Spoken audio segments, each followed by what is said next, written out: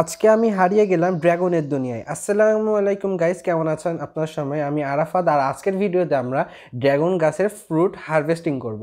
তো অনেকগুলো ড্রাগনের ফুল একসাথে ফোটার কারণে একসাথে অনেকগুলো সাদা ড্রাগন পেকে গেছে। তো আমি এক এক করে সবগুলো ড্রাগন আর কি আলাদা করব। আর ভিডিও লাস্টে আমরা ড্রাগনগুলো কেটেও দেখবো, আর মাঝে মাঝে কিছু টিপস দিব ভিডিওর। তো চলুন ভিডিওটি শুরু করা যাক। তো আমার এখানে একসাথে 12টা ড্রাগনের মতো পাকছিল।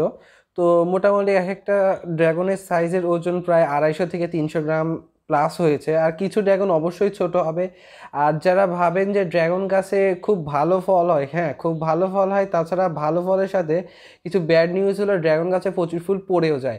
আপনি যতই চেষ্টা করেন সবগুলো ফল আপনার বড় হবে না, কিংবা সবগুলো ফুল আপনার টিকবে না। তারপরে আমরা যত্ন করি গাছে যাতে ফলগুলো বড় হয়। তো অনেকগুলো ড্রাগন হওয়ার কারণে আমি ভাবতেছিলাম যে এতগুলো ড্রাগন একদিনে কিংবা 2 দিনে কিভাবে খাবো। তো অনেকগুলো ফল আমাকে দিয়ে দিতে হবে। আর আমাদের ড্রাগন যে ভ্যারাইটিটা ছিল এটা সাদা ড্রাগন, এটার স্বাদ একটু টক ধরনের। আর আমাদের কাছে লাল ভ্যারাইটির ড্রাগনও আছে, যেটা খুবই মিষ্টি। ফল তোলা শেষে গাছের গোড়া আমি টিএসপি এবং পটাশ সার দিয়ে দিই এবং বোরন জিঙ্ক দিয়ে গাছটাকে স্প্রে করে দিই। আর কাল পরশু আমি ফাঙ্গিসাইড স্প্রে করে দেবো যাতে গাছটা আবার নতুন করে ফল দিতে পারে।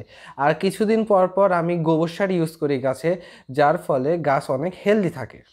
ড্রাগন ফ্রুট সম্পর্কে A to Z ভিডিও আমার ইউটিউব চ্যানেলে আপলোড করা আছে, আপনারা চাইলে দেখতে পারেন এবং ড্রাগন ফ্রুট সম্পর্কে সব ধরনের ইনফরমেশন কালেক্ট করতে পারেন। সো গাইস, আজকের ভিডিও ছিল এই পর্যন্তই। যারা চ্যানেলটি সাবস্ক্রাইব করেনি অবশ্যই সাবস্ক্রাইব করবেন। আসসালামু আলাইকুম।